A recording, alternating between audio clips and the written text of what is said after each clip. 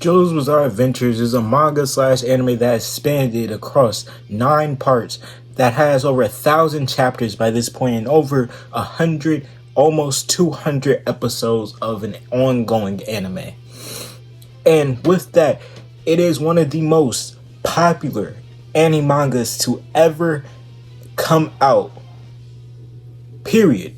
But with that being said, there's more hot takes to cover. Having an anime slash manga like that, the fandom is going to be so big, there will be conflicting takes, there will be conflicting opinions, and I'm here to cover some more of them because I saw how y'all felt about the last video and the video before that, and how y'all left takes in the comments, and there's still some more takes on the original post. So of course, I should read over them, and why not dive straight into it, starting off. Hot take 1. I really like the start of part 7 because of all the other parts start with just stand fights after stand fights, but in part 7 it was just horse racing. I like it too. Some people think it's a little slow, but I actually like the slow pace compared to all the other parts where you're just diving straight into the story. 2. Part 2 is one of the best parts because there wasn't any meaningless battles. Every single battle had a reason and an influence on the story, unlike the other parts where they just have a bunch of meaningless battles. 100% hard agree. 100% hard agree. Especially on that second one. I feel like one of my gripes, especially when I first watched it, was because of how good part 2 was. I wanted more. But really, part 2 just did its job so perfectly. This isn't a diss on the other parts or anything like that, This is just keeping it real. What he said right there was complete facts. Everything in part 2 felt like it had meaning. Everything felt like it was building up to the bigger story. Everything felt like it's building up to when we finally meet Cars and we finally see that confrontation. Literally almost everything. Sure, there will still be scenes of funny things and funny shit, or just funny shit Joseph Joestar himself was doing. But things were literally all crashing up straight to that. And I think I appreciate that more with Araki. I really do. I appreciate it more. I appreciate the fact that Araki can or has the willingness to make a story where everything means something right here. You know what I mean? Even though in part 3, some people could try to argue all the stand fights, they mean something, but do they really? Most of those stand fights, I wasn't really even nervous or sweating for the stand user or the Stardust Crusaders. I thought they were just fine. Okay, up next, we have a good few. I think there's 5 hot takes in this one comment. We're just going to go rapid fire with them though, and I'll break it down after. 1. Part 2 and 4 are just as fillerish as part 5. 2. Gyro has the weakest motivation to participate in the race. 3. Funny Valentine is a good antagonist but really overrated. 4. Battle Tendencies has the best comedy while Stardust Crusaders has the worst. 5. If you disrespect Golden Wind, you disrespect Araki himself. After reading some interviews, it's obvious how intimate this part and its characters have been for the author and carried him through hard times. Good lord, even though I don't agree with all these takes are bangers. Okay, break it down. 1. Yes. I don't think there's really an argument that parts 2 and 4 aren't quote-unquote as filler-ish as part 5. Even though I don't think of none of the story as fillerish. I feel like every part is a necessary step to the next part, especially since it's all going in chronological order. It would be different if Araki's skipping around. He's going from the 80s to the 70s to the 2000s to the 90s. No, he's going from the 80s to the 90s to the 2000s to the 2010s. 2. Saying Gyro has the weakest motivation, I cannot agree, because look at Johnny. Johnny deadass joined the Steel Ball run just to learn about the Gyro's Steel Ball, essentially, because it gave him the power to walk again. He had the chance, and he believed that would have given him the chance to walk again, right? Gyro, he was literally joining it. He did it for a child who was about to get executed that he felt like shouldn't. I feel like it wasn't that weak either. Because even look at Hot Pants, she was sent there to the Steel Ball Run race, so as a spy. She did it for her brother, you know. I don't know. That's more of a toss-up, honestly. I don't think it's... As a matter of fact, it might be. Because all of them had kind of selfish reasons for wanting the Saints course and joining the Steel Ball Run race. 3, Funny Valentine's a good antagonist, but a little bit overrated. I mean, really overrated. Yeah.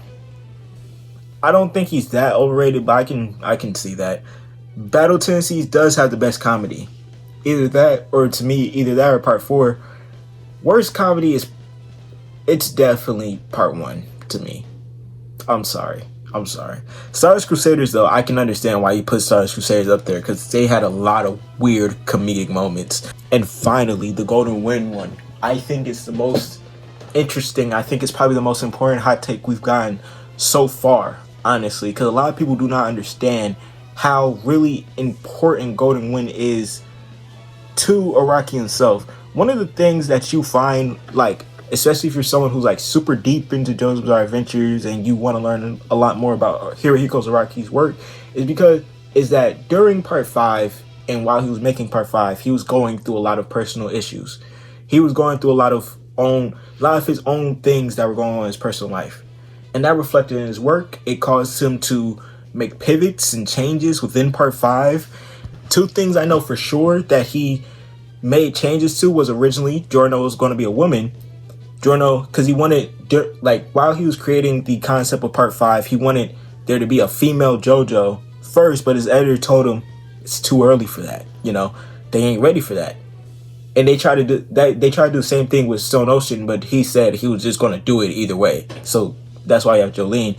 But another thing is that he stopped Fugo from becoming a traitor, like betraying the group and like fighting them and all that. But even when you look at the symbolism within part 5, it's very personal, especially when you actually look at the details within part 5. You look at what is presented in front of you, like the fact that he decided to go with a Christian symbolic conflict between Giorno, who would be classified as the son of God because he's the son of Dio, and Diablo, whose name literally means the devil. You know what I mean? I don't know. I feel like part 5, after a while, as we started to give more respect to part 4 and all the other parts, we started to take respect away from part 5. Where part 5 should be really respected, because I feel like it's one of the strongest parts, just fully all the way through. I could rewatch part 5 at any point and never get bored. Like, it's one of those parts, at least to me. Okay, up next we have my really hot take is that the chapters where Funny Valentine forced himself onto Lucy Steele were necessary, because otherwise we would think Giorno and Johnny were the real villains, since Funny Valentine, in my opinion, had better intentions with the corpse. I disagree. I can see how do I put this? I can see how it's perceived that they could have been saw as the like actual villains, but it's also understanding the setting. This is a race that the 4 people that we have their motivations, Johnny, Gyro, Hot Pants, and Diego, all 4 of them are operating in very selfish manners to get the Saints corpse. But you can't say Funny Valentine himself isn't operating in a selfish manner either. Funny Valentine wanted the corpse and wanted to take the corpse in a very underhanded and underlying tactic, attacking anyone who was actually collecting them, hiring mercenaries, hiring people to come kill these people. None of that's ethical. None of that would make me think that, oh yeah, Funny Valentine's actually a good guy, or they're evil. No, they're the ones that were literally on their race getting attacked 90% of the time. Don't get me wrong, did they steal a few Saints corpse parts? Yes. But was there times where they got their whole inventory stolen from them? Yes.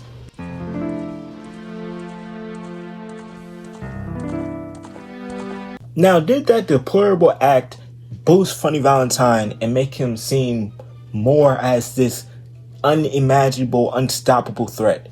Yes. But could Araki have done that without adding in those scenes? Yes. We've seen menacing characters where we've never seen their action shown literally until the end of of their series. We've seen that. We've seen characters who talk really big and they have these mercenaries, especially in JoJo, and they have these mercenaries that go and try to attack these people, but we never see their on-screen ability. We just hear about what they do. Araki easily could have made it so Funny Valentine was doing underhanded things within America to try to boost them globally compared to other countries. He could have, but he didn't. That's why I disagree. There were different ways to make him seem more evil. But even then, I don't feel like he really needed that. And to end this video off today, we have one last one, which says, people hate on part 1 too much. Obviously, it cannot compete with something like part 8, but it's just a little great story with haunting elements that make it super fun to read. Yes, that is true in my book. In my book, I completely agree. I think part 1 is a very fun story to read, especially when you don't have some hater in your ear yelling, this shit is so ass.